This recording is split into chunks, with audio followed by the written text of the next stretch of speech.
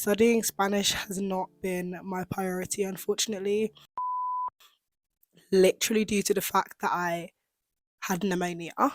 Still have pneumonia. Hello, hi guys, welcome to today's video. Today I'm going to be showing you what an intense language study day looks like for me. A lot of the time you hear YouTubers being like, be consistent and practice, and that is true. But at the same time, it's like, well, what are you supposed to do? Don't get it twisted. I don't do this every day. But the reason why I'm doing it today is because for the past 2 weeks I've been ill and I haven't got to practice as much Spanish as I would have liked. If you like learning languages and you're sexy, subscribe. Hi guys, hello. As you can see, we are now at my desk. What I'm about to do is speak to myself for half an hour. So as you can see, I'm recording. I'm just going to speak for half an hour in Spanish. I'm going to include a little clip of what I get up to as well. I've got a few short topics I'd like to talk about, but I usually go off on a tangent anyway. It's not really too important to me what I'm talking about or what I'm saying. Speaking practice is more about actually speaking and being able to form the sounds, the accent, the pronunciation, being able to think fast on my feet of what I want to say. If I had an interview coming up or I knew I'd have to speak about something specific, then I would tailor this exercise towards that and have a list of vocabulary that I make sure that I touch on. But as for today's speaking session, I'm just going to talk. I've spoken about video diaries before on this channel and how I find them really beneficial.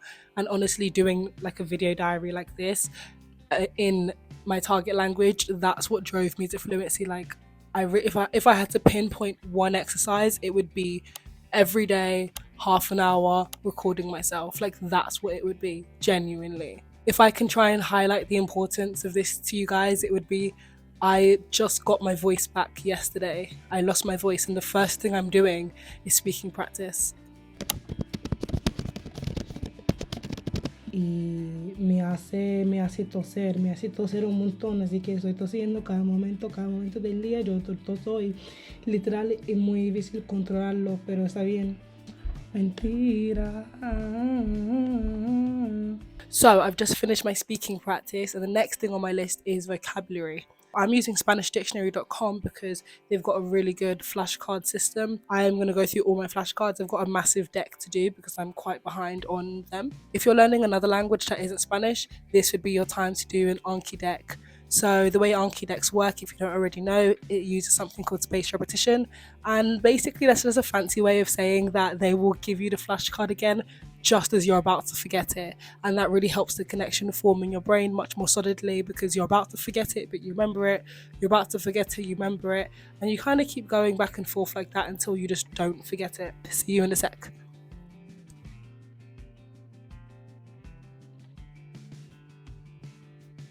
Hello again. Yes, I am sat on a table.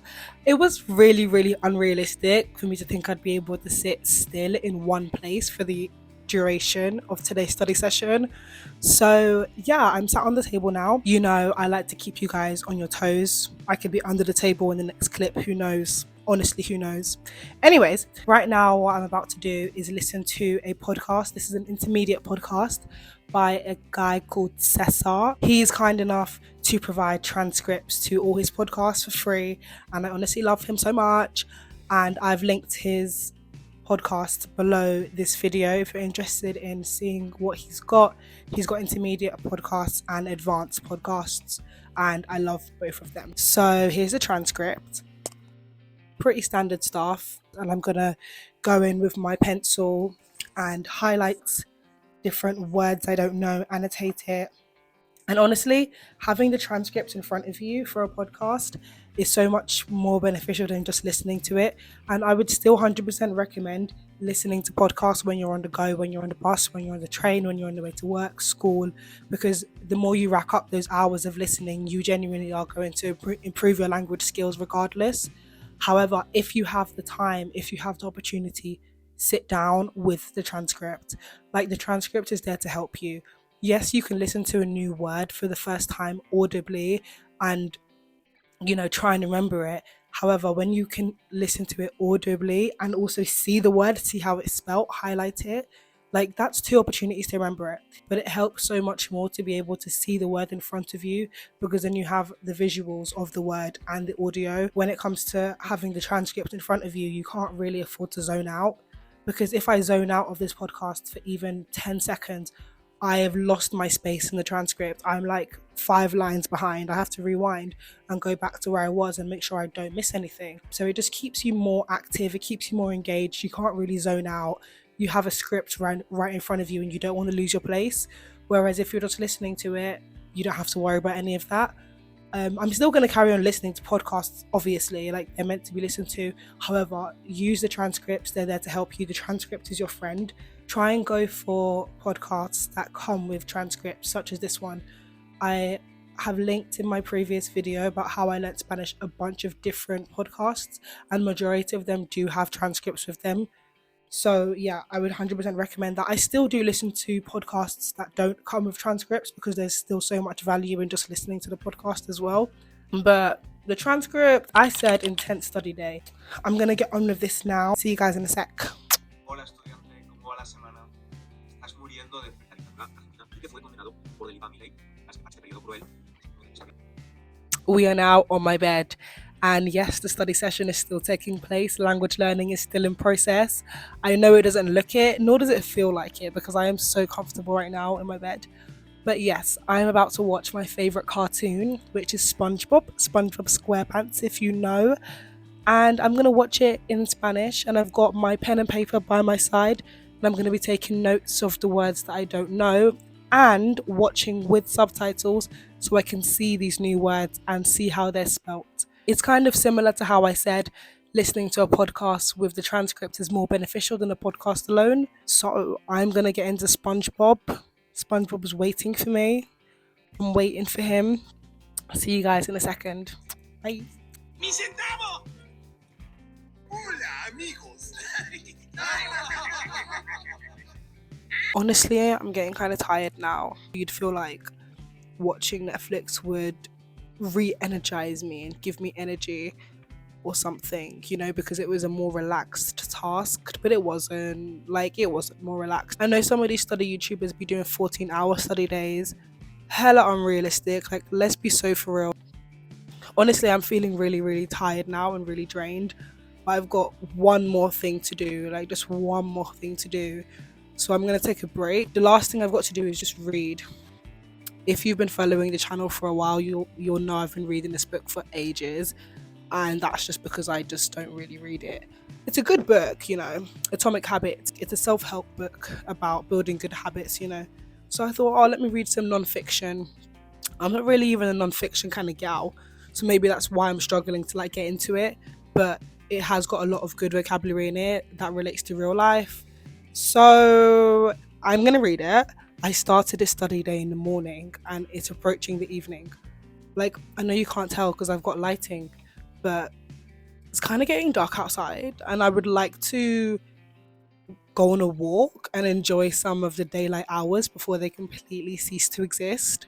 So as part of your study day, I would definitely recommend going outside and getting some fresh air. So yeah, I'm going to go on a walk very shortly.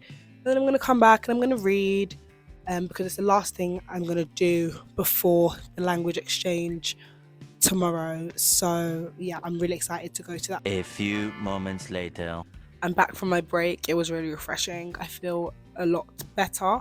So I think I'm going to read for around half an hour, which is quite good for me, honestly, because my attention span due to social media usage is not the best. I am working on building up my attention span this year because I remember when I was a kid, when I was like 14, I could read all day. Like when I say all day, I mean I'd come home from school and I could read a book until I went to bed. I don't know if I could do that now, but I'm going to aim for half an hour right now and then gradually build that up because I would love to be in a position where I can just get lost in a book and read for hours.